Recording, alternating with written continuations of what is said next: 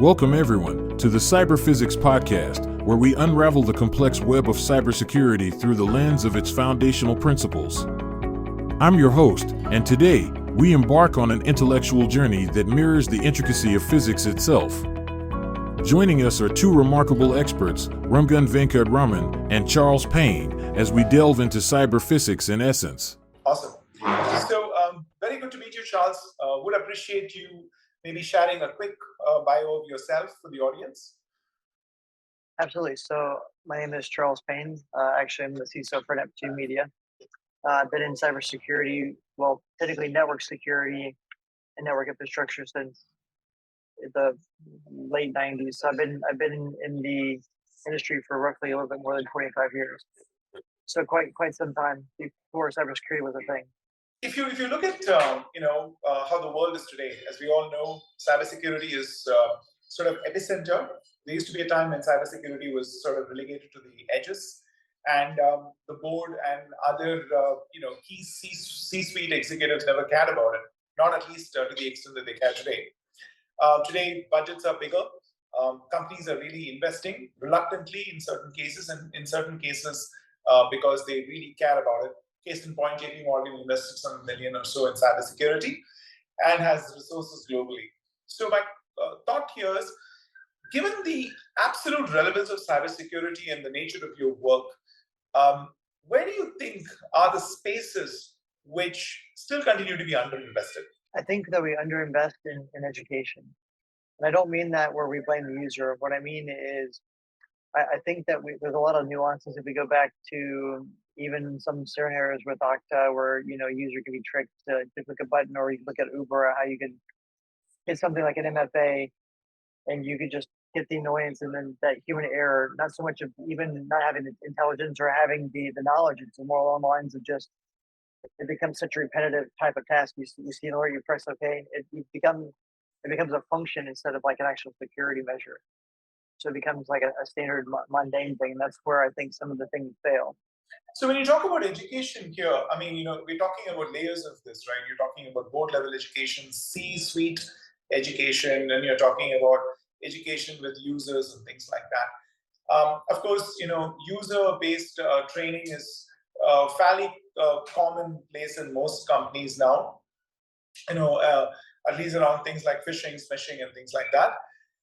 But what is the kind of education do you believe is going to sort of up the game here with respect to how an enterprise can defend itself? I actually put something from Mike Johnson when I was watching him at one point in time, where I think when he was either with Lyft or Salesforce, he actually took the whole, punishing the user and shaming the user, away from it. And he actually made it so every time that they reported or they talked about malware or something that they found in their email, they actually got rewarded. So the company actually started rewarding the users for actually doing the reporting. And that actually caused the employees to be very proactive instead of retroactive to actually find and search for it. So they're actually gearing up for it and actually purposely trying to investigate the email, trying to find what was a phishing attempt or what might have been malicious, just because they wanted to get that credibility and they wanted to get those rewards. So I watched that, what Mike Johnson had done at that point in time. I actually tried that myself, and it actually worked really well. Because not only are you giving the users an incentive, you're also giving them the education along with it. So then instead of them trying to, click that magic gift card in their email, they already know that if they report the fake gift card, they're going to get a real one from you. Some person that they can see, they can trust, they can actually go touch something tangible. And I thought that was a different approach that seems to be working out pretty well for us as well. Good. So what do you think of some of the new SEC regulations that are at play? Case in point, you had Clorox cybersecurity breach that sort of brings some new tests to the regulations. In case it's an area you can dabble with. Go ahead. That's a great question. So I think that in 4 days, we don't know enough information to actually give you a valid report. I think we're so quick to actually rush to say something publicly or make a public statement that we're actually getting. I feel that, if I go back to, Caesar's Palace, and I go look at MGM, I look at what Caesar's Palace did, and it took more than 4 days technically, but maybe not, because it's when you actually determine that there was a breach actually occurred. So there's those magic words again. But I looked at what they actually disclosed versus what MGM disclosed. MGM actually met the 4-day guidelines of erring on the side of caution. So in reality, I think that 4 days you don't really know what's going on. In 7 days, you probably have a better idea of everything. As case in point, looking at what happened with Caesar's Palace. In a week, you pretty much had enough time to run your proper assessments and find out what happened. In 4 days, you probably didn't detect it until the second day, maybe if you're lucky. And then by that time, you've already got to start writing your reports with legal, and then you're submitting something. Basically, I don't know what happened. Something happened, and here we are. And that's pretty much the valid report. I mean, could companies go this way where they can just provide a report which says, we know very little. Here's known. Here's I classify security in this way: known, unknown. And if you take those categories, you have a large bucket of unknown. And is there a way for a company to just report and say, well, I just know this much. There's a lot to be investigated. Here's what I'm going to investigate and leave it at that. This way you're compliant with the regulations. Yes. I mean, that's pretty much what MGM did. It's like something happened. We don't know if it's basically, when you look at the report, you can't really determine if it was a material breach or not.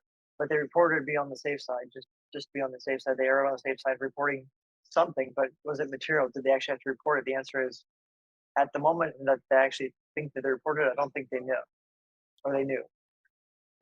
Fast forward a little bit of time, yeah, we know now. But back in that time where they actually did that initial report, I don't think they had enough information to actually make that correct assessment or assumption.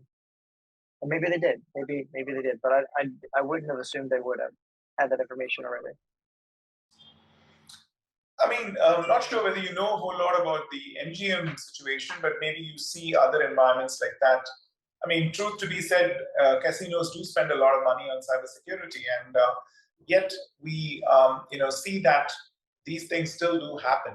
What is your perspective on that? Are we talking about from an IGA perspective, or we want to focus on more of like a, SSO type of scenario, because you basically gave one tool keys to your kingdom and you're hoping and you trusted that third party to actually protect your environment, assuming that there's no flaws. Now, are you saying that, or am I saying that the flaws are the tools, or the tools are the flaws? And the question becomes, did they do the due diligence? And that's where those lawsuits were just filed at. We're alleging that, they didn't do their due diligence. They didn't follow the proper protocols. They didn't actually follow the proper guidelines from the manufacturer themselves to actually secure the tools properly. And that'll be yet to be seen of actually, did they follow through? Did they actually do what they were supposed to? Did they do their due diligence? And we'll actually see those coming up. I'd say the challenge, the way I see it, is that the use of many internet-connected devices in environments such as hospitality. These devices, as you know, probably don't have the same security protections as more advanced systems. And, so you basically have an imbalanced network. So even if you have the best of tools available, so you can be overserved on tools and underserved on insights. And when I really look at it from that standpoint, the challenge is to actually bring the environment to a degree of consistency, because what I always see in environments is they tend to over-secure the obvious and under-secure the non-obvious. And the non-obvious tends to be switches, routers, firewalls, and other things. Maybe even firewalls is an exception, but switches and routers, for example, don't get the attention, or even printers for that matter. So do you think that could be the issue here? I think that, going back to the fundamentals of cybersecurity, you can't secure what you don't know, going back to your unknown unknowns. So having a proper assessment of what's in your environment and what it actually does is critical.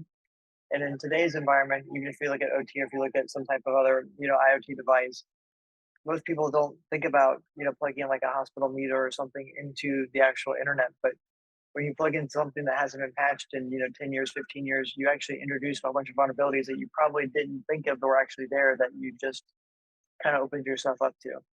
Especially considering if you look at like a hospital network, not every transmission that they do over their wires with PII, like an MRI machine or an X-ray machine in some cases, don't actually have certificates. It's in plain text. If you're running Wireshark, you can scoop most of that information up. It's kind of scary. And not to mention open source, right? Because with buggy open source, you also have a situation where you could have a vulnerability already in the environment. Because see, what stops ransomware as a service and creating open source and keeping those vulnerabilities live and open. See, today when open source is being worked on, you really don't know who's working on it and how the code is actually getting generated. But what if you could sneak in, snippets of vulnerabilities ahead of time? How are you going to track it? Your perspective there? Yeah, that's a great point. So the only way that you can do that is if you have some type of attestation, or if you have some type of iteration of where you're actually monitoring yourself. But the probability of doing that and having your own tools to actually monitor that becomes very difficult, right? So it's one of those things where it'd be great if you actually had the ability to iterate and actually make sure that you had your own GitHub for everything you're using. Normally what we do in our environment is we don't allow the open source tools to auto update. We update them ourselves manually, and we block all outside communications to make sure that you can't update my project like you would find in like a SolarWinds type of scenario. This way we control the repos, we control the destinations, we control the communications between the tools. We don't just let them access the internet, and that's how we get around some of the other issues. But in a lot of environments, that's not always the case, and that's not always easy to do, especially when you've got a lot of shadow IT popping up everywhere. Yeah, I agree with you. Because the challenge that we face is multi-pronged, right? Because you have configuration changes, you have code changes, and you have everything in between. So, do you really think DevSecOps, has done something in the realm of making progress towards solving some of these issues? Where do you see the gaps in DevSecOps to actually address some of this, if there is any that you see? When I hear DevSecOps, it's kind of like it's always a quandary to me, because normally when people are doing development, they're always focused on trying to get that objective done. It's not always security first. It's usually security last. So security is always an afterthought or an after effect of something else that happened already in the environment. So for me, it's one of those things where if you're going to do DevSecOps, if you're going to do something around security has to be your main focus, and that's got to be how you build your product. And I don't see that done very often, or primarily first. Security is not normally first; it's usually a back burner, and that's again where some of the other issues come in. With respect to, for example, some of the, maybe you have actually reviewed this, right? So, for example, when you look at a particular situation, especially a situation where you've actually experienced a breach, what would your, first steps that you would advise a customer to take? Because very often it's a nightmare that one does not have to go through.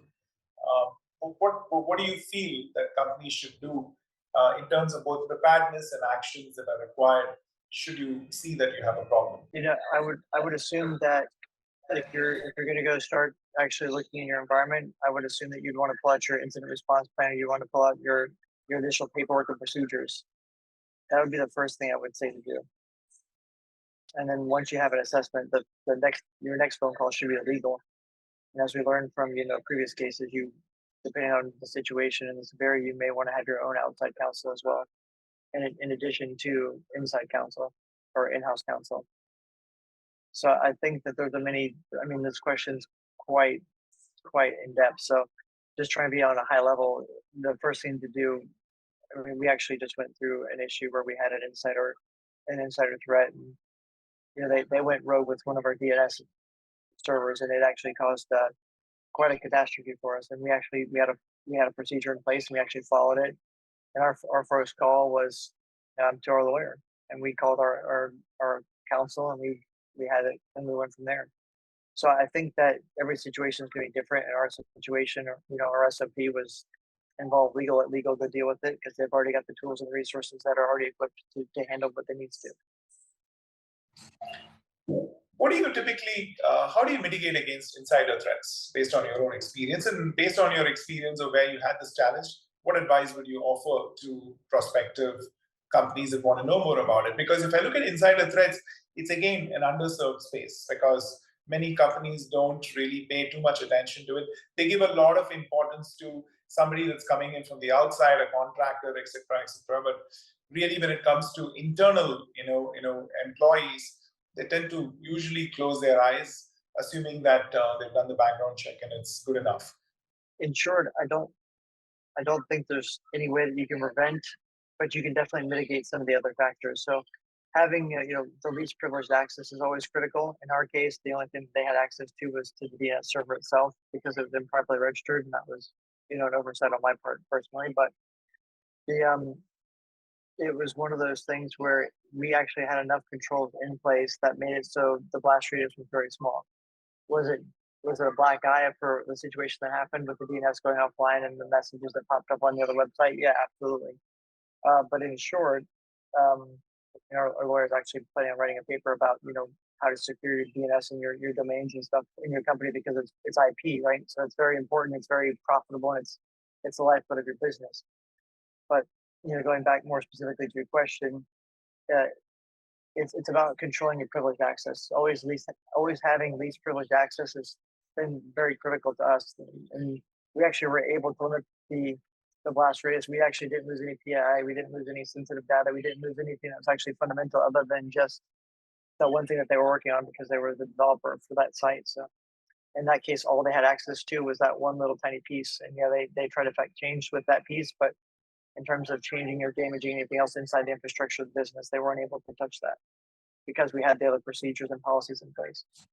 Well, thank you, Charles, for that overview. Your participation in this is much appreciated. Thank you for your insights. Look forward to having more with you. Now, I'll switch gears. So what do you do, Charles? This now the recording is sort of the podcast is done. So, are you a consultant or you actually work as a full-time CISO in the company? I work as a full-time CISO. Yeah, I actually did do consulting. I was the CISO for WFG or WFG for a while, and then I'm like, this is really stressful. Let me go be a consultant. So I worked for Deloitte for a while. I'm like, oh, this is even worse than I thought before. So I went back. Yeah, I also shared a journey with Deloitte a long time back now. For about 6 years between 97 and 2003. So yeah, I also was part of that journey. So your company is currently operating in different geographies? Yes, correct. Excellent. So what are your key challenges, in your current role at the moment? I know you shared a few during the podcast, but what are your key challenges?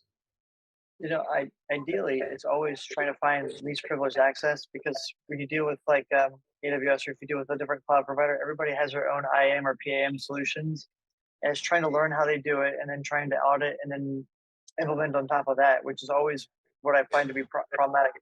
Everybody always says that your cloud's like your always biggest problem. It's like I know that when I'm in AWS or I'm in Google or whatever, it's like we're not trying to over provision, but the problem is we're trying to do something and nothing works until you just check all the boxes, and then you got to go back and rewind everything, trying to figure out where the issue actually occurred, and it becomes a little bit problematic. It's very time consuming, and if we had a way to automate that, that'd be great. So automate the access privileges basically is what you're referring to.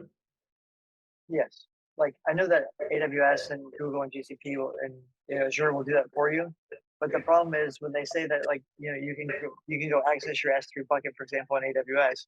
It's like, yeah, you can touch the bucket, but you can't see what's inside the bucket. You can't actually look at anything. You can just connect to it, but you can't actually do any. You can't affect anything with it, so it's still useless. Especially if you're trying to do Lambda on top of that, and you're actually running. In our case, we actually did a lot of DevSecOps. Funny enough. With Lambda, and then Lambda would go reach out to the third party, go create a hook, and then implement the API, and then stand up all the infrastructure, and then deploy a POC like right then and there from a company's web store. And it was very difficult to set that up because the amount of actual IAM policies that were required were mostly all admin policies, which was like, wait a second, if we're supposed to be doing least privileged access, none of this makes any sense. Because if I got to assign an admin to a service account and multiple admin accounts, I'm like, I just broke all of my rules by creating something that's ubiquitous that I'm not going to be able to control. I'm not going to have any oversight into it. I'm not going to be able to know when it goes rogue. It's just going to go mess up my environment one day. I'm going to be like, oh yeah, everything's broken. And I'm going to be like, what happened? And it's going to be because of this API or something that was there. Interesting. Do you have a good AD audit tool to look for this? I mean, do you use a good AD audit tool to perhaps monitor these things? We will use like an IGA that will do that, yes. And it will go back and it'll pull everything through our HR system, which will then go up, compare that to all of our other tools, yes. But at the same token, the tools don't run in synchronous. They're not running 24/7. They run on an interval. Got it. So it's like it's kind of like what happened with Okta and MGM. Like I actually know the CISO for MGM, and so it's like I try to be kind of careful what I say because friend. But it's one of those things where I would have probably done the same thing. I probably would have just turned off Okta if I would have known that it burned, or if it was having a problem. I probably would have flipped the switch and shut it off. That probably would have been my normal reaction. And then realizing that because the way Okta was compromised, it actually already had access to everything in their AD. So by them turning it off, they actually only hurt themselves and trying to respond. And I'm like, that's actually not the first time I've seen that. It's actually, I think, probably the third time I've seen that. Where it's kind of interesting. And it's actually, if you go back and you look at what happened with Cloudflare, even though Cloudflare wasn't malware, they actually wrote a regular expression, but they actually didn't effectively check their controls often enough that their controls actually had passwords that expired, and then they couldn't log into the controls, and then they locked themselves out, and then they broke the internet for 40% of the world as a result, because the regular expressions just got too crazy. So there's a lot of little things that it all boils down to they didn't follow an SOP, and nobody knows that there was supposed to be an SOP, standard operating procedure for those tasks until like it happened. Like, oh yeah, maybe I should have made sure that my passwords didn't expire yet. But you don't think about that as you're going through everything else that you're trying to deal with. Some of the questions that Isabella had sent over was, what's been consistent, since the beginning of the CISO. It's like, well, the GRC stuff is all the same. All the stress and everything else is still the same. The only difference is now that you can go to jail. So I'm like, the stuff is getting worse. It's not really getting better or easier for us. It's becoming more stressful. It's becoming more difficult to affect change. And it's like this never ending saga where we're always in the same mouse wheel. It's like we fix one thing, but then two other things break. One step forward, two steps backwards type of scenario. And stuff does get better, but at the same token, stuff does get worse at the same time. Going back to your question about the regulations. And again, I try to be careful sometimes what I say, but the regulations of reporting something in 4 days, I was just with Google Mandate yesterday. We had this long discussion about what you can do in 4 days. And the answer is, unless you spent a whole bunch of money and you went and brought an entire team in, you don't know anything in 4 days. Because you probably didn't realize that you actually had a problem until like the second day. By the time you made those phone calls to and you got your response, and it's already the third day, the fourth day, you don't know anything. So it's like we're reporting stuff that we don't know.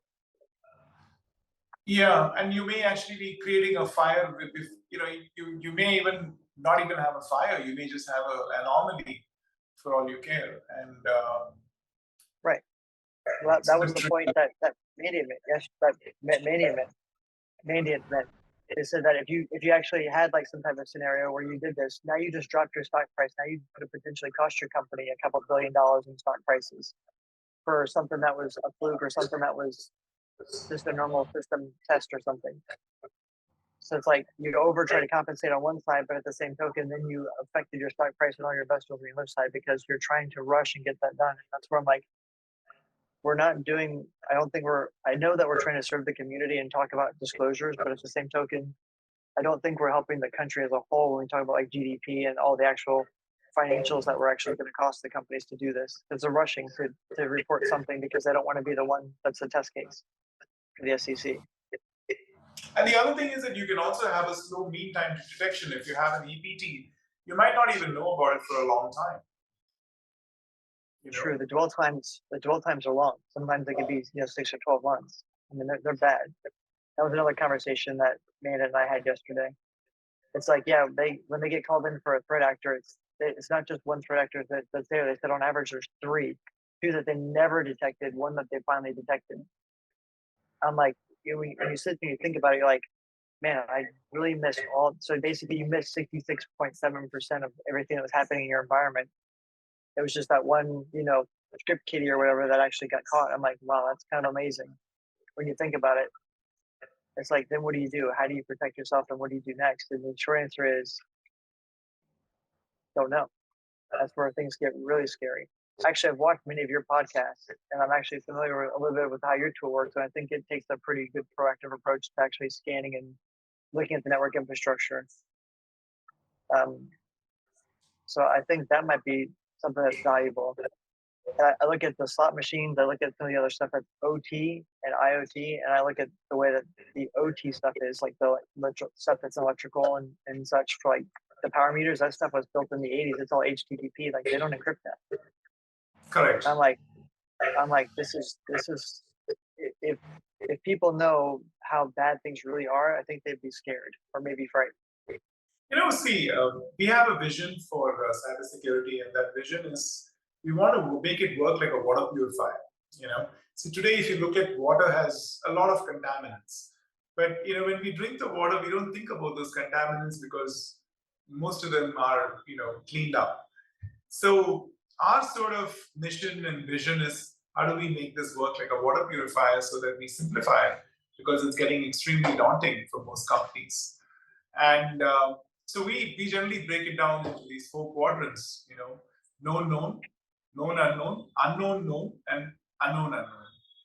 And known, known is IOCs and others that people generally know about. Whether they're acting on it is a different story or not, but it's a well-known one. It's fairly notorious, been there for a while.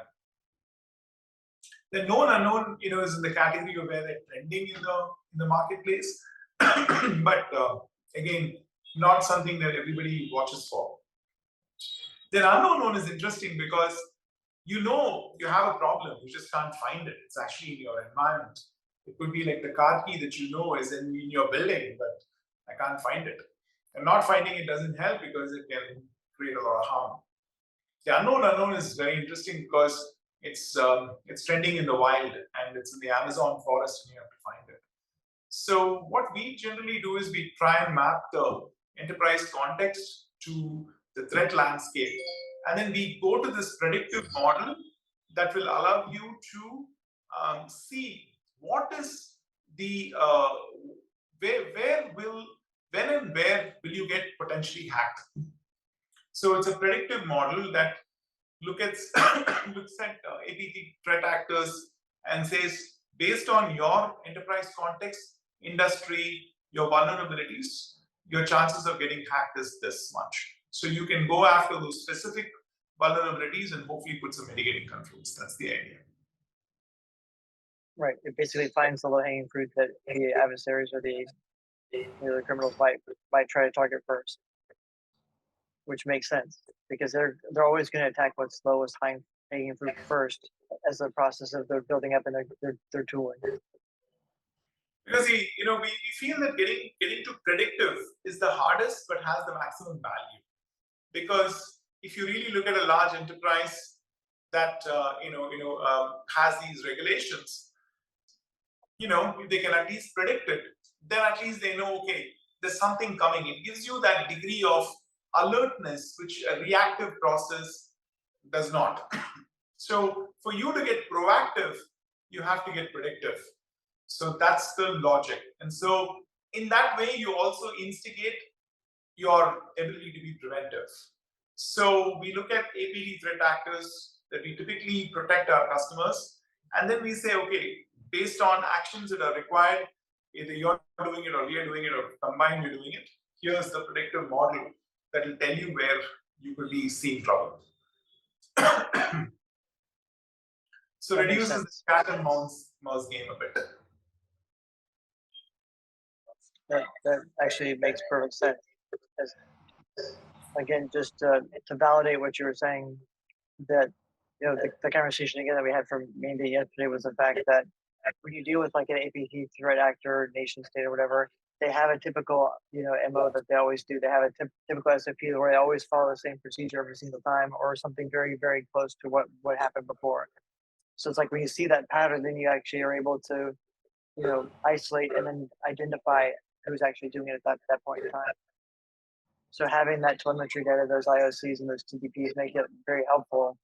And I could see how your system might be able to utilize that information and actually carry out something very similar or identical to actually what would happen in the wild per se. We're doing a similar one for now for insider threats as well, to sort of look at insiders as potential threat actors and say what could happen. That's still in the works, but the external threat landscape is something that we do well. The internal threat landscape is something that we are basically now working on, is to identify the process, to identify them early. Because if you look at these problem statements, they're big and they're not solved as such. True. I think the biggest problem is, even in our case, we lost our DNS because they registered. I was focused on the conference and I wasn't focused on exactly what I was supposed to be doing at that time. And they registered it to themselves. I didn't register. I didn't realize they didn't register back to one of our accounts because the accounts were very similar. It was almost identical in terms of the actual, like, when you look at the records on who it is. I'm like, okay, so there's an oversight because they use the same name server. So when you look at all the records, it looks like something that we would have done. So I'm like, yeah, okay, great. So the insider threat's a very interesting landscape. It's a very interesting piece of software because it's a common problem that most of us complain about today. Because we know we have angry employees, we know we have people that are always trying to make fast money, that are always looking for some other way to make a quick buck. And the question becomes, how do you identify that person before they actually have the opportunity to act on it? And that's really what I'm looking for a solution for. I've used things like Code 42 and I've used something like DLP and all this other fun stuff where we had to write a million regular expressions and do this manual stuff. And by the time that I go write it, they're smart enough to go unwrite it and then write around it, which is what I would do on the red team side. So it's like we don't have enough tools to actually correlate. The biggest problem, if I can speak out candidly, it's like if you access, for example, SailPoint, if you accessed our Salesforce data, but then you went to like OneDrive or something crazy, something that was not in your normal scheme or something that was not something that you would normally do on your daily job, then at some time that person should have been flagged like, hey, look, this person accessed 3 resources, completely different. Only 2 of them are in their business, but why are they trying to touch something in storage? Why are they trying to go to the next level? Is there a reason for that? And, I found the easiest way that we actually can mitigate that was by having, like a ServiceNow type of thing, where if you wanted to affect change, you wanted to do something in our OT or IT or IoT infrastructure anywhere in our network fabric, you actually had to have a ServiceNow ticket, and it would connect to the back end before you could actually affect any change and make any changes to the environment. So I learned a lot of stuff when I worked with USAA. And I went to KPMG after that, and KPMG had nothing written down, but they wanted to crucify every time that something happened. So I'm like, well, where's the documentation? Where's it written down? Like, oh, it's not written down. I'm like, well, how do you have a procedure? You don't have a procedure. You have an idea. If you don't have something written down, you don't have something concrete. You have a hope, you have a dream, you have an idea, but you don't have a policy. Because policies must be written down, they must be documented. That's why they call it standard operating procedure. If you don't have it written down, it's obviously not standard, and it's not something you're operating on. And that was another problem that I had personally. There was nothing's written down, nothing's there. So that type of information, if we had software that would read, and again, going back to using like a natural language model or something, you wouldn't necessarily want to read every single document in the environment because documents change unless it's going to continuously iterate and update. But it needs to be able to check, like, if I access my SailPoint or whatnot, and then I access my Azure, but then I access something completely random like Box or something, or Dropbox or Google Drive or something like that, somebody should be flagging me to Christmas and then like turning everything off and being like, wait a second, that makes no sense. You need to come in my office and have a chat. No, without doubt. Interesting stuff. If you're open to it, we'll show you how we do the threat landscape, and then maybe validate some problems with you just for core product market fit. So, I mean, again, there are problems that you've encountered in your experience now and in the past, and based on what you know, because there are many products we are working on, and it would be good to validate the product market fit, because the way we look at product market fit is very simple. You have to at least speak to 50, 60 customers that have similar problems. Then you know that you're going after the right problem. You want to make sure the problem is well defined, and then only you want to refine the approach that you have on the product so that it has the right fit. So speaking to people like you who do it day in and day out, gives us that, validation, that, we're solving the right problems, the pressing problems, in other words. Yes, because you don't want to solve a niche problem because there's no money in that. That's one, and unless a niche problem is something that people don't, the niche problem is sort of in that unknown space where people still don't recognize it. Insider threat is one of them, but you don't see very many companies actually doing very much about it.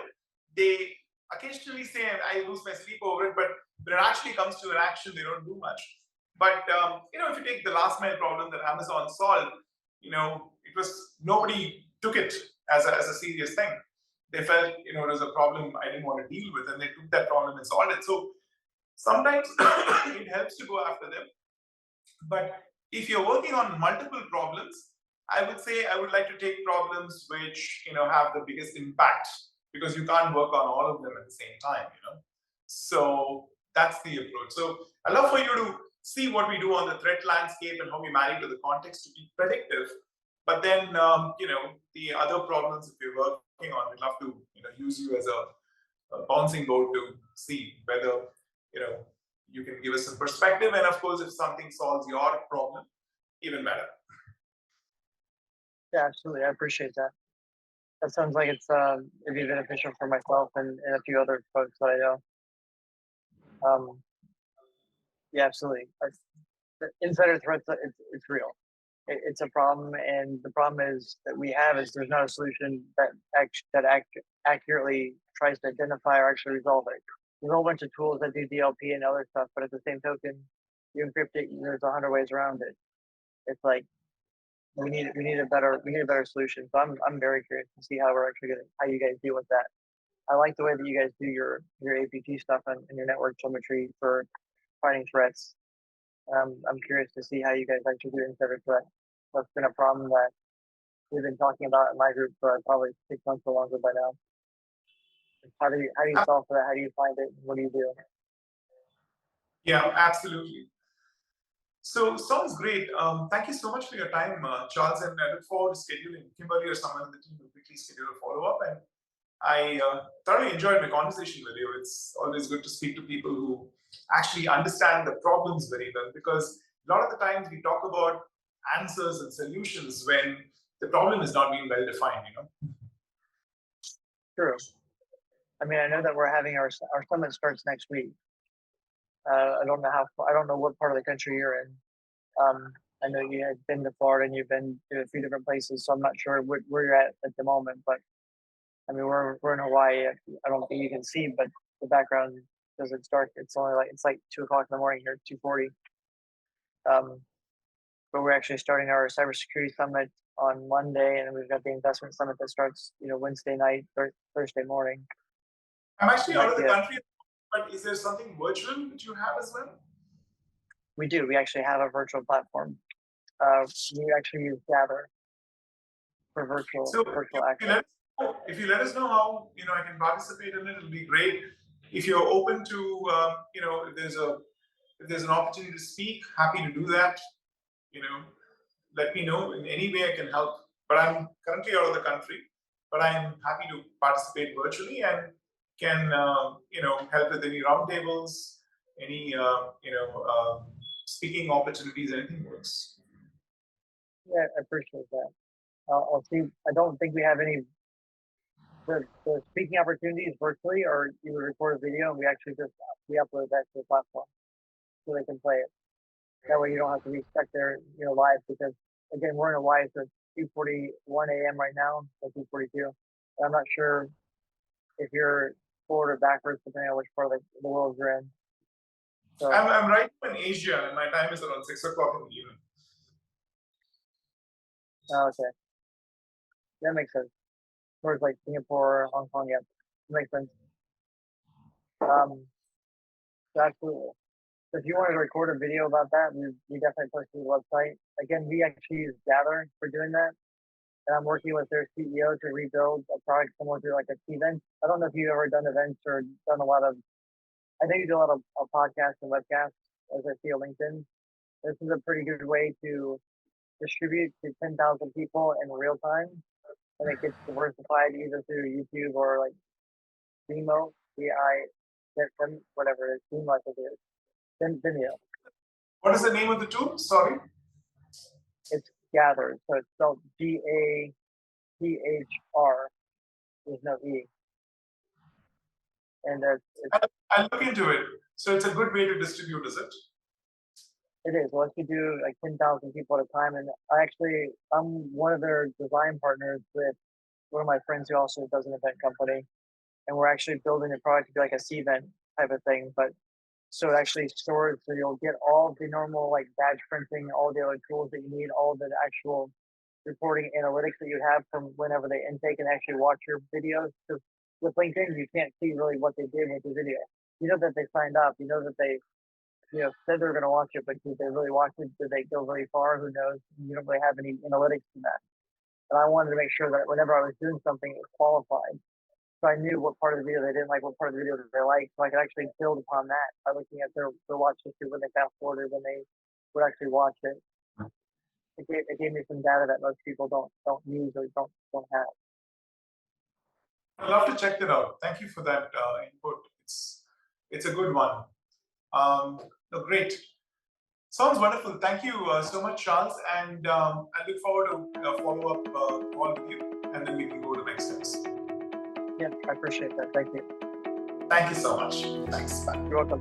As we wrap up this enlightening episode of the Cyber Physics Podcast, we want to express our deep appreciation to our insightful guests, Ranghan, Venkatraman, and Charles Payne, for sharing their wisdom with us today. Cyber physics, in essence, has indeed brought us closer to understanding the intricate forces that govern our digital world. We hope you've gained valuable insights and inspiration to navigate the ever-evolving landscape of cybersecurity.